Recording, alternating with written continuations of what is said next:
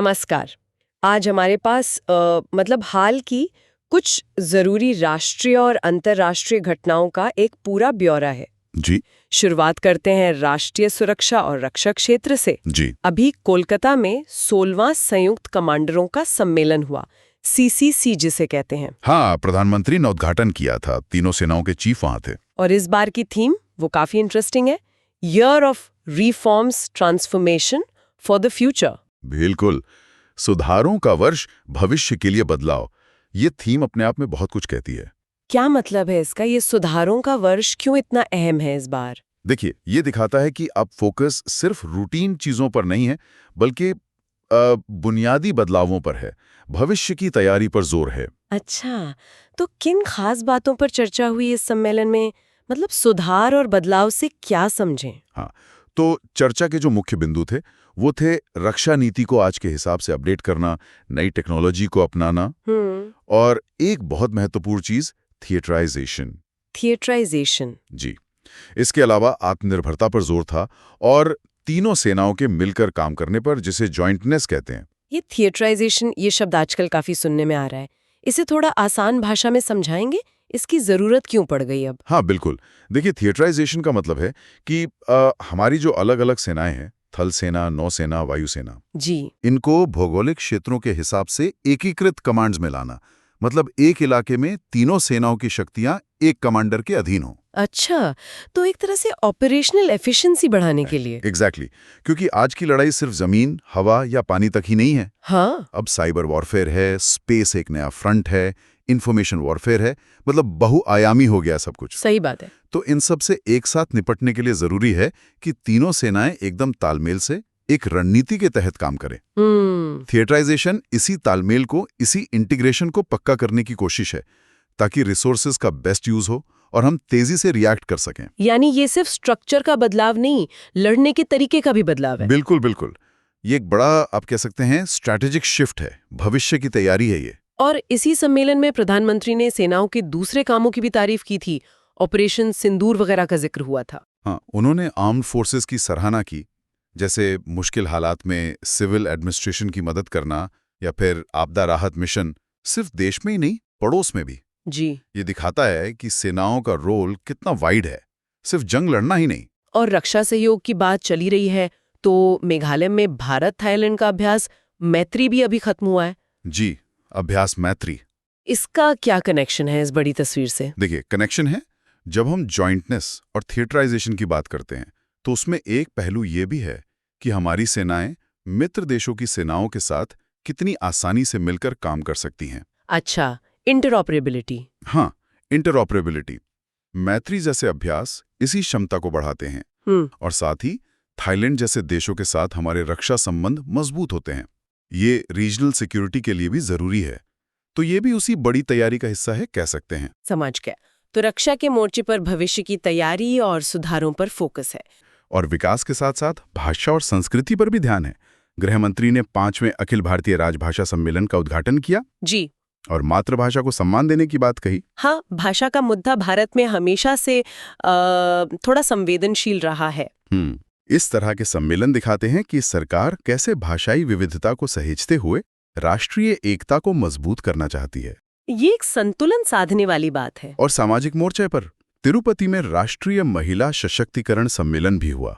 जी, लोकसभा अध्यक्ष ने उद्घाटन किया था। हाँ, इसमें महिला नेतृत्व और नवाचार पर बात हुई। ये इंटरेस्टिंग है। मतलब बात अब सिर्फ बेसिक अधिकारों या सुरक्षा से आगे बढ़कर लीडरशिप और इनोवेशन तक जा रही है। हाँ, ये दिखाता है कि महिलाओं को अर्थव्यवस्था और समाज में एक ज्यादा एक्टिव, ज्यादा अहम भूमिका में देखने पर जोर है। पॉलिसी लेवल पर तो है ही, लेकिन जमीन पर कितना असर दिखता है, ये देखने वाली बात होगी। बिल्कुल। पॉलिसी और इम्प्लीमेंटेशन में गैप तो रहता ही है अक्सर। अच्छा, इसी बीच एक कानूनी मामला भी है। वक्फ एक्ट संशोधन पर सुप्रीम कोर्ट ने फैसला सुरक्षित रखा है। हाँ, ये भी एक अहम डेवलपमेंट है। वक्फ संपत्तियों का मैनेजमेंट, ये हमेशा से थोड़ा कॉम्प्लेक्स और सेंसिटिव इशू रहा है। जी, तो ये नए संशोधन का क्या मकसद है? इसका मकसद एक नया, ज्यादा ट्रांसपेरेंट और एफिशिएंट ढांचा बनाना बताया जा रहा है। अब सुप्रीम कोर्ट का फैसला बताएगा कि ये ढांचा कैसा होगा और इसका असर क्या पड़ेगा। इसके लीगल और सोशल दोनों तरह के इम्प्लीकेशंस हो सकते हैं, तो नजर रखनी होगी इस पर। हम यहाँ सिर्फ रिपोर्ट कर रहे हैं, कोई साइड नहीं ले रहे हैं। बिल्कुल। और एक चिंता की खबर भी है उत्तर पूर्व से। भूकंप के झटके महसूस हुए। हाँ, असम, गुवाहाटी, बंगाल और भूटान तक में 5.8 तीव्रता का था। ये इलाका तो वैसे भी सिस्मिक जोन में आता है। जी बिल्कुल। ये एक रिमाइंडर है कि हमें डिजास्टर प्रिपेयर्डनेस पर कितना ध्यान देने की जरूरत है, खासकर ऐसे इलाकों में जहां तेजी से डेवलपमेंट भी हो रहा है। सही बात है।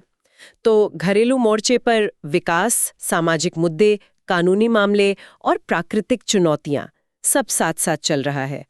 अब जरा अर्थव्यवस्था की तरफ देखें। जी।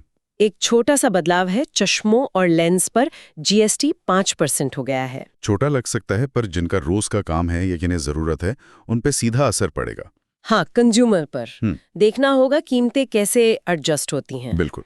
और बड़े लेवल पर देखें तो पीयूष गोयल जी ने फिर से वो लक्ष्य दोहराया है, 2047 तक भारतीय अर्थव्यवस्था को $30 ट्रिलियन तक पहुंचाना। हाँ, $30 ट्रिलियन। यह आंकड़ा बहुत बड़ा है तो बहुत एम्बिशियस। बिल्कुल। ये भारत की इकोनॉमिक एस्पिरेशंस को दिखाता है। पर सवाल वही है, कैसे? हाँ, कैसे? क्या ये रियलिस्टिक है? देखिए, इसके लिए बहुत कुछ चाहिए होगा। लगातार हाई ग्रोथ रेट चाहिए, बड़े स्ट्रक्चरल रिफॉर्म्स करने होंगे, और सिर्फ घरेलू चीजें ही नहीं, ग्लोबल इकोनॉमिक सिचुएशन का भी साथ देना जरूरी है। तो क्या ये लक्ष्य जो घरेलू प्रोजेक्ट्स हो रहे हैं जैसे असम में, और जो ग्लोबल अनिश्चितताएं हैं जिनका जिक्र हम शायद आगे करेंगे, उन सब को ध्यान में रखकर बनाया गया है? यही तो असली चुनौती है। एक तरफ आपको अंदरूनी डिमांड और कैपेसिटी बढ़ानी है, जैसे असम के प्रोजेक्ट से। जी। दूसरी तरफ बाहर की दुनिया में जो चल रहा है, ट्रेड वॉर का खतरा, एनर्जी प्राइसेस का उतार चढ़ाव, सप्लाई चेन की दिक्कतें, उनसे भी निपटना है।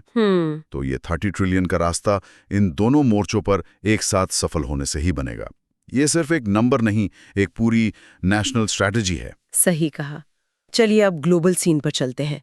पड़ोस में नेपाल में कुछ बदलाव दिख रहे हैं। हाँ, वहाँ नई प्रधानमंत्री ने प्रदर्शनकारियों की कुछ मांगे मानी हैं, भ्रष्टाचार के खिलाफ। एडमिनिस्ट्रेशन में भी कुछ फेरबदल की बात है। नेपाल में स्टेबिलिटी भारत के लिए हमेशा से जरूरी रही है।